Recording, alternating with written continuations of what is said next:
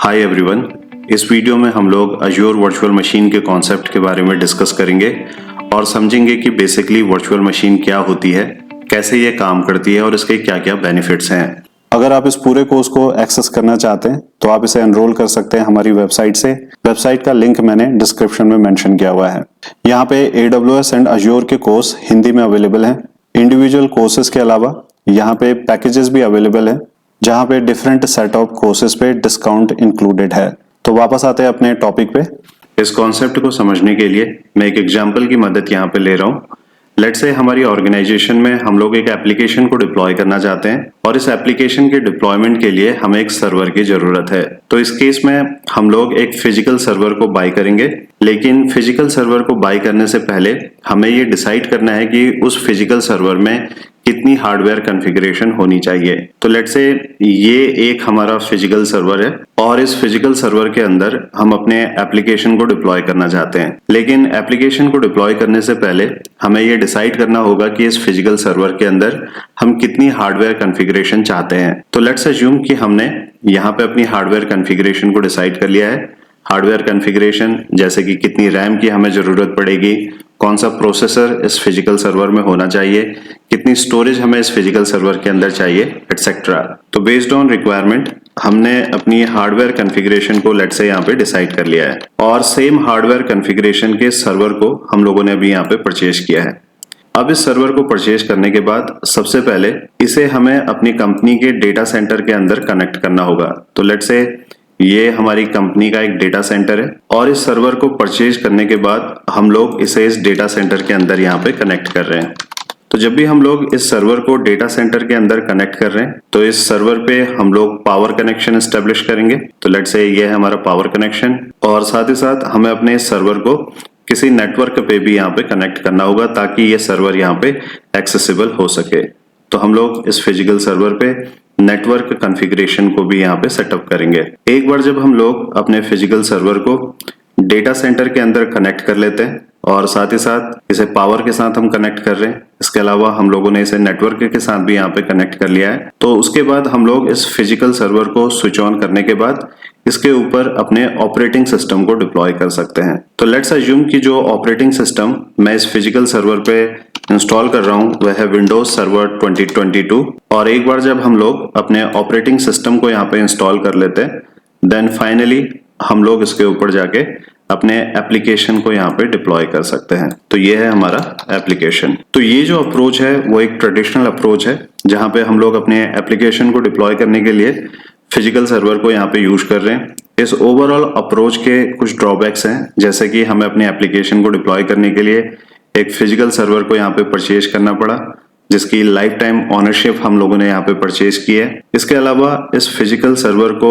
हमें खुद से यहाँ पे मेंटेन करना होगा और साथ ही साथ इस फिजिकल सर्वर को जिस डेटा सेंटर के अंदर मैंने अभी यहाँ पे कनेक्ट किया है इस डेटा सेंटर को मैनेज करने की रिस्पॉन्सिबिलिटी भी हमारी ही यहाँ पे होती है। तो यानी एंड टू एंड हम लोग इस सर्वर को यहाँ पे मैनेज कर रहे हैं। अगर कॉस्टिंग पॉइंट ऑफ व्यू से देखें तो कॉस्टिंग पॉइंट ऑफ व्यू से भी ये सोल्यूशन बहुत महंगा है, क्योंकि सबसे पहले हमें अपने सर्वर को यहाँ पे परचेज करना पड़ा। इसके बाद हम लोगों को अपने ऑपरेटिंग सिस्टम के लाइसेंस को यहाँ पे परचेज करना है जिसे हम लोग अपने इस फिजिकल सर्वर के अंदर इंस्टॉल कर रहे हैं। और इन सब के अलावा जो डेटा सेंटर और फिजिकल सर्वर को मेंटेन करने की कॉस्ट है वो भी यहाँ पे इंक्लूडेड है। लेकिन अगर हम लोग सिमिलर रिक्वायरमेंट को माइक्रोसॉफ्ट अज्योर की मदद से यहाँ पे इम्प्लीमेंट करना चाहते हैं तो उस केस में हम लोग फिजिकल सर्वर के ऊपर अपने एप्लीकेशन को डिप्लॉय करने की बजाय एक वर्चुअल मशीन को यहाँ पे क्रिएट कर सकते हैं और उस वर्चुअल मशीन के ऊपर जाके अपने एप्लीकेशन को यहाँ पे डिप्लॉय किया जा सकता है। तो एक बार समझ लेते हैं कि वर्चुअल मशीन क्या होती है, कैसे इसे क्रिएट करते हैं और जब हम लोग वर्चुअल मशीन को क्रिएट कर रहे हैं तो बेसिकली बैकएंड में यहाँ पे क्या हो रहा है। इसे समझने के लिए मैं एक डायग्राम यहाँ पे ड्रॉ कर रहा हूँ। लेट्स से ये माइक्रोसॉफ्ट अज्योर का डेटा सेंटर है। माइक्रोसॉफ्ट अज्योर ने दुनिया के लगभग हर कोने में अपने डेटा सेंटर्स को डिप्लॉय किया हुआ है। लेट्स अज्यूम कि ये जो डेटा सेंटर है ये सेंट्रल इंडिया रीजन में लोकेटेड है और इस डेटा सेंटर के अंदर माइक्रोसॉफ्ट अज्योर ने फिजिकल डिवाइसेस को यहाँ पे कनेक्ट किया हुआ है। तो लेट्स अज्यूम कि ये एक फिजिकल सर्वर है और ये जो फिजिकल सर्वर है वो माइक्रोसॉफ्ट अज्योर डेटा सेंटर के अंदर यहाँ पे कनेक्टेड है। तो इसे भी मैं यहाँ पे लेबल कर लेता हूँ। तो जब भी हम लोग फिजिकल सर्वर की बात करते हैं तो फिजिकल सर्वर के साथ फिजिकल कंपोनेंट भी यहाँ पे कनेक्टेड होते हैं। जैसे कि अगर हम लोग बात करें तो इस पर्टिकुलर फिजिकल सर्वर के साथ इसका अपना फिजिकल सीपीयू होगा, फिजिकल रैम होगी, फिजिकल स्टोरेज होगी और इसी तरीके से बाकी के जो फिजिकल कंपोनेंट हैं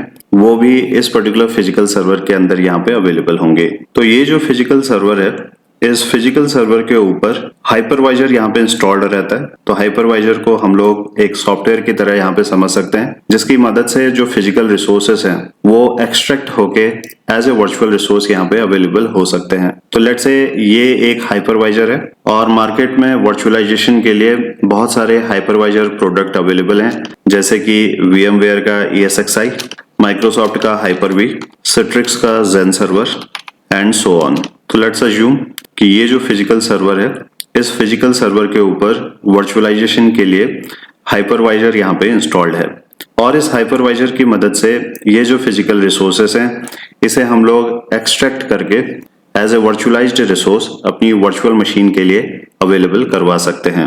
तो इस पर्टिकुलर लाइन का क्या मतलब है, इसे भी एक बार समझ लेते हैं। फॉर एग्जाम्पल ये एक एंड यूजर है, तो हम लोग अज्यूम कर लेते हैं कि ये हमारी कंपनी का कोई एडमिनिस्ट्रेटर है और इस एडमिनिस्ट्रेटर को एक सर्वर की जरूरत है जिस सर्वर के ऊपर जाके एप्लीकेशन को डिप्लॉय किया जा सके।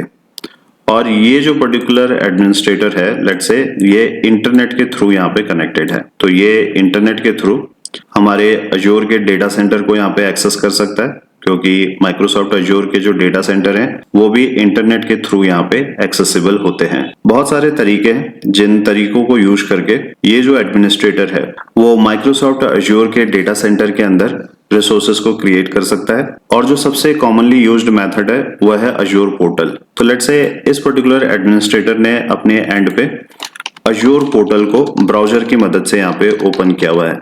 तो ये अपने एंड पे अपने ब्राउजर पे टाइप करेगा portal.azure.com और अपने माइक्रोसॉफ्ट अजूर अकाउंट से लॉगिन करने के बाद ये किसी स्पेसिफिक डेटा सेंटर के अंदर जाके अपनी वर्चुअल मशीन को क्रिएट कर सकता है। तो लेट्स से अभी ये सेंट्रल इंडिया रीजन के अंदर एक वर्चुअल मशीन को यहाँ पे क्रिएट करना चाहता है और इस वर्चुअल मशीन को क्रिएट करने के लिए ये अपने अजूर पोर्टल को यहाँ पे यूज कर रहा है। तो जो भी रिक्वायर्ड इन्फॉर्मेशन एक वर्चुअल मशीन को क्रिएट करने के लिए चाहिए होती है वो सारी इन्फॉर्मेशन ये अपने एंड से फिलअप करेगा एंड देन फाइनली जो वर्चुअल मशीन है वो वर्चुअल मशीन जाके हमारे इस पर्टिकुलर फिजिकल सर्वर के अंदर डिप्लॉय हो जाएगी। तो लेट्स से एक वर्चुअल मशीन यहाँ पे क्रिएट हुई है और इस पर्टिकुलर वर्चुअल मशीन का जो नाम है वह है VM1 और जब ये जो एडमिनिस्ट्रेटर है इस वर्चुअल मशीन को यहाँ पे क्रिएट कर रहा है तो उसे ये भी यहाँ पे स्पेसिफाई करना होता है कि इस पर्टिकुलर वर्चुअल मशीन के अंदर उसे कितने हार्डवेयर कॉन्फ़िगरेशन की यहाँ पे जरूरत है। तो वो अपने वर्चुअल मशीन के साइज को यहाँ पे मेंशन करेगा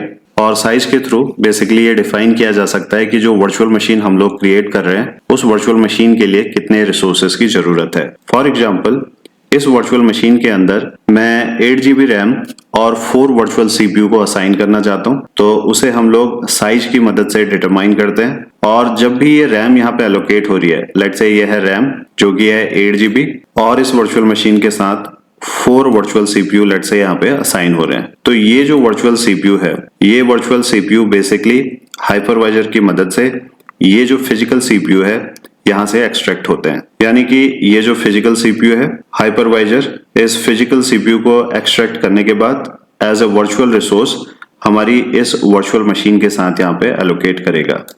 सिमिलरली अगर हम लोग बात करें रैम की, लेट्स अज्यूम कि ये रैम है, ये जो रैम है ये रैम भी हाइपरवाइजर की मदद से इस फिजिकल रैम से यहाँ पे एक्सट्रैक्ट होगी एंड फाइनली जाके हमारे वर्चुअल मशीन के साथ यहाँ पे एलोकेट हो जाती है। इसी तरीके से हम लोग अगर और वर्चुअल मशीन यहाँ पे डिप्लॉय करना चाहते हैं तो वो वर्चुअल मशीन भी लेट्स अज्यूम की सेम फिजिकल सर्वर के अंदर अगर डिप्लॉय हो रही है तो उस केस में ये जो हाइपरवाइजर है वो इन फिजिकल रिसोर्सेस को एक्सट्रैक्ट करने के बाद उस वर्चुअल मशीन के साथ यहाँ पे एलोकेट कर देता है। इसके अलावा जब भी हम लोग वर्चुअल मशीन को यहाँ पे क्रिएट कर रहे हैं तो वर्चुअल मशीन को क्रिएट करते समय एडमिनिस्ट्रेटर जो एक फॉर्म यहाँ पे फिलअप कर रहा है उसके अंदर हमारे पास मल्टीपल ऑप्शंस अवेलेबल हैं, जिन ऑप्शंस की मदद से हम लोग यहाँ पे डिफाइन कर सकते हैं कि हमें अपने वर्चुअल मशीन के अंदर कौन कौन सी कॉन्फ़िगरेशन चाहिए।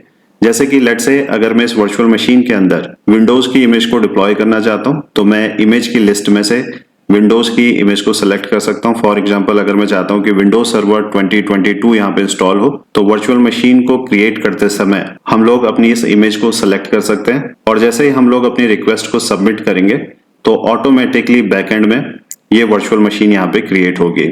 ये जो फिजिकल सर्वर है, इस फिजिकल सर्वर की हमें कोई भी विजिबिलिटी यहाँ पे नहीं होती है। Microsoft Azure automatically available physical server के ऊपर जाके हमारी वर्चुअल मशीन को यहाँ पे क्रिएट कर देता है। तो अगर हम लोग इसे ट्रेडिशनल अप्रोच के साथ कंपेयर करें तो ट्रेडिशनल अप्रोच में हम लोग एक फिजिकल सर्वर को परचेज कर रहे थे जिसकी लाइफ टाइम ओनरशिप को हम लोगों ने बेसिकली परचेज किया था, लेकिन वर्चुअल मशीन के केस में जो चार्जेस हैं वो आवरली बेसिस पे यहाँ पे कैलकुलेट होते हैं। लेट्स से इस पर्टिकुलर वर्चुअल मशीन की जरूरत मुझे केवल 2 घंटे के लिए है, तो 2 घंटे के लिए मैं इस वर्चुअल मशीन को यूज करने के बाद अगर चाहूं तो डिलीट कर सकता हूं। तो उस केस में मुझे केवल 2 घंटे के चार्जेस ही यहाँ पे करने होंगे। तो ये बेसिकली एक तरीके का रेंटिंग मॉडल है जहां पे हम लोग माइक्रोसॉफ्ट अज्योर के रिसोर्सेज को रेंट पे यहाँ पे यूज कर रहे हैं एंड बेस्ड ऑन दैट हम लोग बिल्स को यहाँ पे कर रहे हैं। इस पूरे एनवायरनमेंट को एंड टू एंड मैनेज करने की जो रिस्पॉन्सिबिलिटी होती है वो माइक्रोसॉफ्ट अज्योर की है, यानी कि ये जो डेटा सेंटर है या फिर ये जो फिजिकल सर्वर है इसकी हर तरीके की मेंटेनेंस की रिस्पॉन्सिबिलिटी माइक्रोसॉफ्ट अज्योर की है।